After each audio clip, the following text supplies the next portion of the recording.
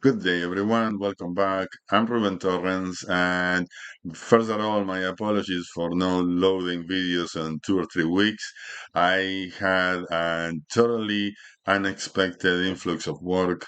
According to my wife, it wasn't that much work. It's that I'm getting old, and I'm a lot slower than what I used to be, and I should be retiring.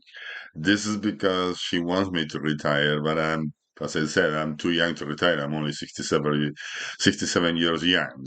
So no time for retiring yet. Anyway, today we're going to talk about, what everybody's talking about. Inflation going up, interest rates going up, and house prices presumably with the risk of coming down. And why the government pensions are more important than ever. To fight inflation, they're the best tool ever. So this is what I'd like to show you today. Government pensions forms at least 50% of most majority of Canadian seniors' income. Government pensions are an integral part of your retirement income, and they're adjusted to inflation and guaranteed for the rest of your life. This is what they're so important, and this is what I like to share with you today. First, to illustrate how the government pensions adjust to inflation, to adjust to the consumer price index, I went to Canada Pension Plan and I checked what was the maximum CPP pension at age 65 in year 2000. And it was 762, almost $763 per month. And in 2022 is 1,243. Now, I know you probably have seen 2,553, but this is contemplating the same mathematics that we had in the year 2000. In 2022, we started getting benefits for the CPP enhancement in 2015. So comparatively, this is the numbers of $1,243 per month in year 2022. And then I went to the Bank of Canada and I said, well, what if in year 2000 I had a basket of goods that it was worth $762? Say, how much would I need today? And in 2022, I will need $1,209. So CPP is adjusting to CPI and getting a little bit ahead of CPI. So, and this will continue for the rest of your life. All-day security adjusts to the same thing, to adjust to the CPI as well. The difference is the CPP adjusts once a year on January every year, and all-day security adjusts partially quarterly every month, every 3 months. But yes, government pensions do adjust with inflation and keep up with inflation for their portion. So let's take a look what happens then with our own money. So let's say we have $100,000, or for every $100,000 we have, we will withdraw at age 65 and start retirement at age 65. We will withdraw 5% or $5,000 per year. And let's say on the amount that we have invested, we will earn a very conservative 4% return. And on the amount of withdrawals that we have of this $5,000, every year we will add 2% to contemplate a 2% inflation scenario. So if we do this, the money will be declining, the amount invested, and the money will last 25 years. Eventually, the money will end. It's not like government pensions that will not end, will end with our life only. Um, in this case, well, yes, the money will end. But what happens if the inflation increases to 4%? So, well, if we have everything the same, we earn 4% on the amount invested, and we adjust our withdrawals to 4% per year. So then our money will last for only 20 years.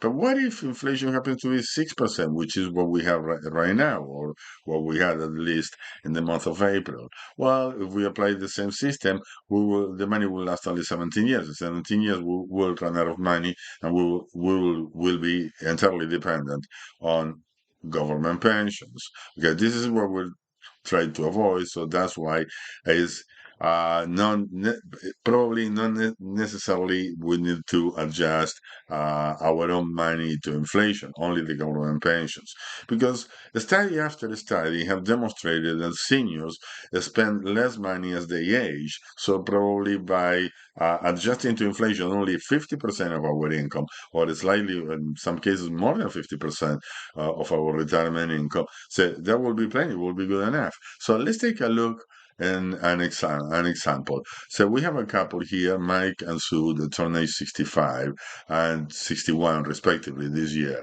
So they want to retire in September when Mike qualifies for all-day security, and they will get their CPP plus the Mike's all-day security because Sue doesn't qualify for all-day security until she reaches age 65. They have accumulated about $300,000 in their RSPs. They don't have a mortgage, they paid off their house, and they're willing to use the value of the property to generate more income if they need it. So they will use either a line of credit or a reverse mortgage. So let's see what happens. Let's analyze what happened with their old age security, their Canada pension plan, their guaranteed income supplement. Then we will total government pensions. We will look at government pensions first, and then we will add the rest. If they have an RSPs in this case, so there will be a RIF, a retirement, and the tax-free savings account, which they don't have a tax-free savings account. We will fund it with money coming from the house, and then we will see the grand total what it is. So for the first 4 years of retirement, we need to divide this into segments. First, the first 4 years of retirement, when Sue is 61 and until Sue reaches age 65, in which case she will start qualifying for old age security.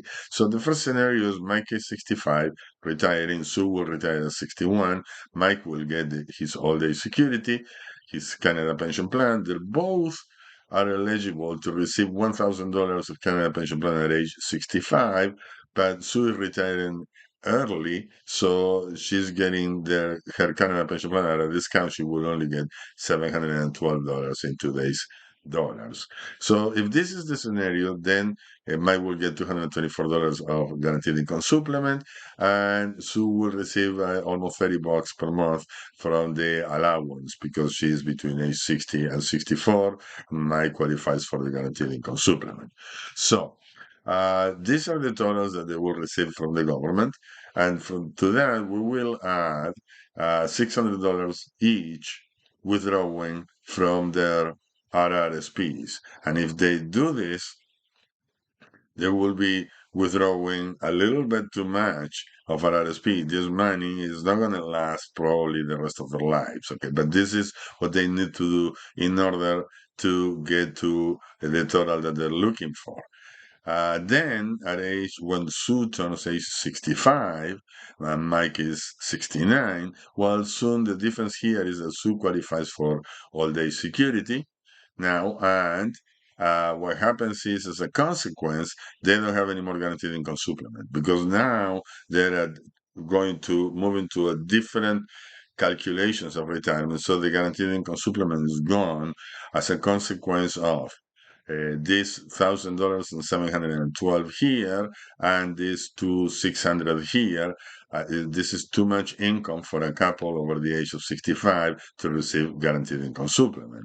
So these are the totals, the grand totals that they will have every month. They will have a little bit more money, but still not getting the guaranteed income supplement.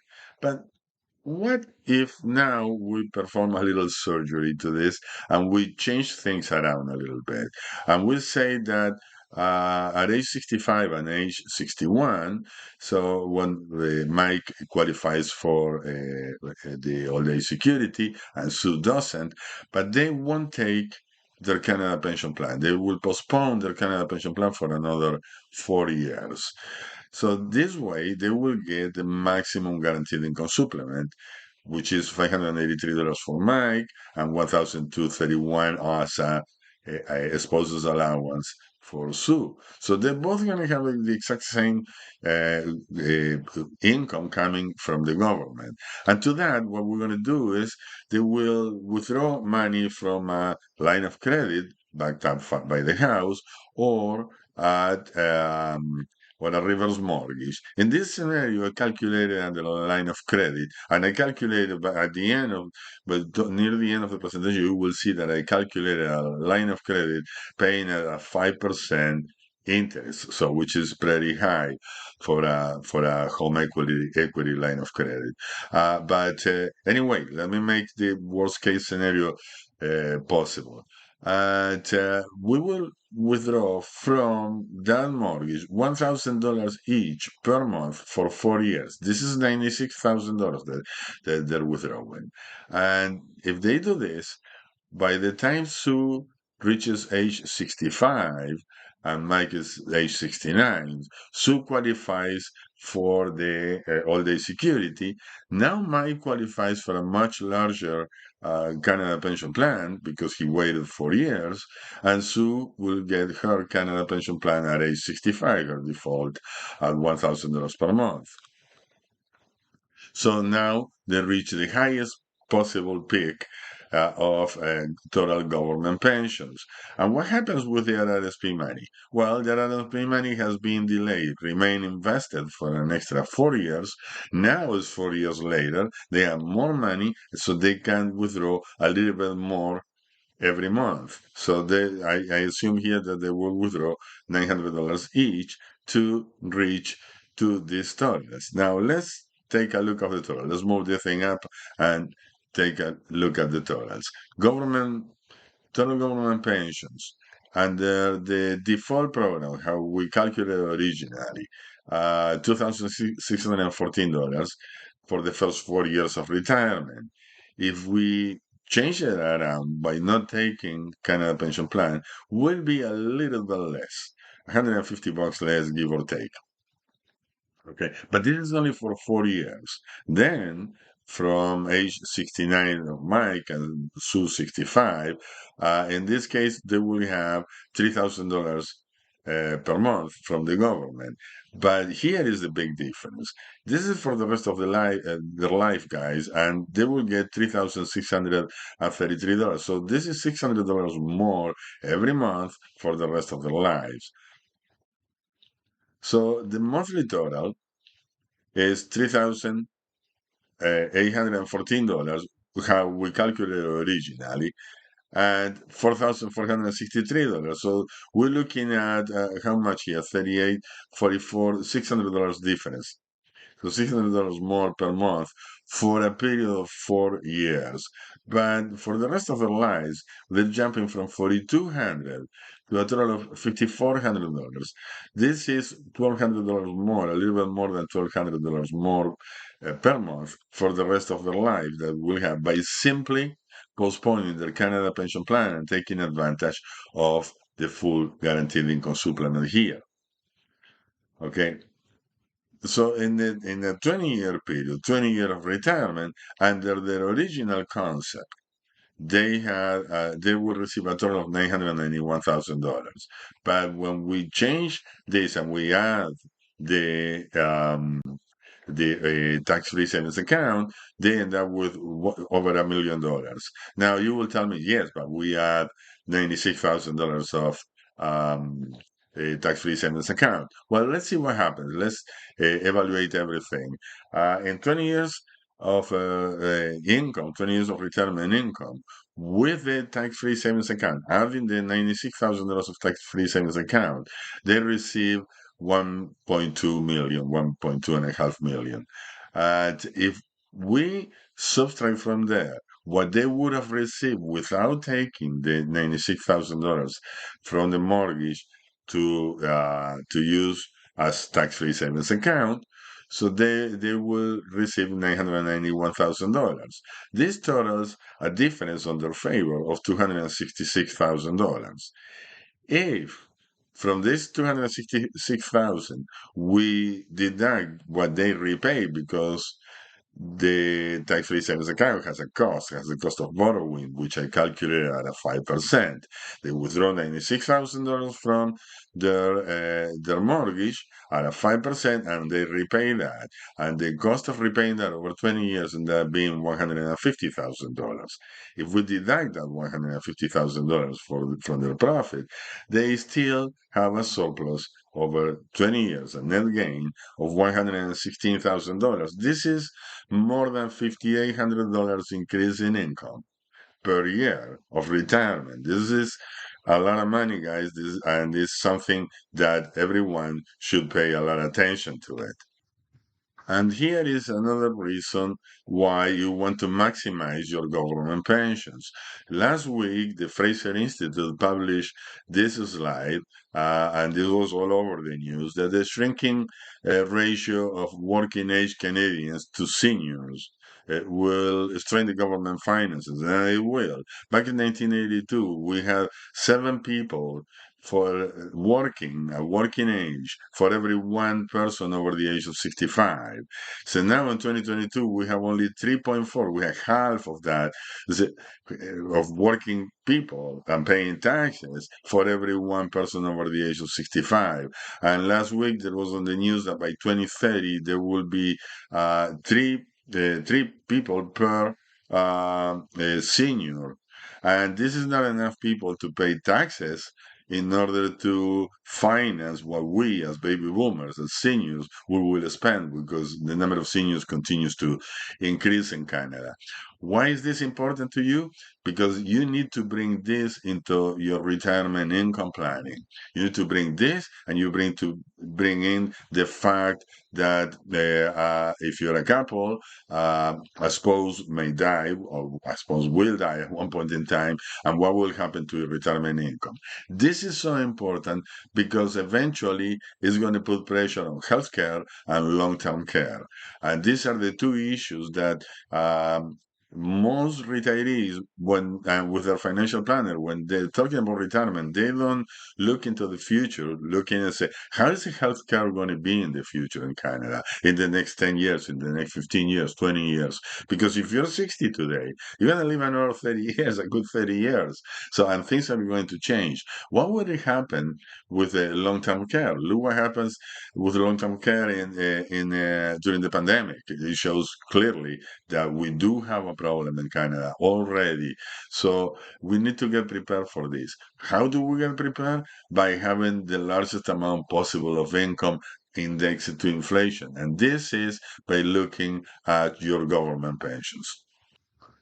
So make sure that you plan properly your government pensions, that you have a conversation about your government pensions with your financial advisor, and you're gonna have a good retirement. So thank you for watching. I appreciate your time. Please subscribe. Don't forget to subscribe. You're not gonna miss any future videos, and you're gonna help me a lot. And give me a like as well if you can. That helps me a lot with YouTube. Other than that, thanks again, and I'll see you on the next video.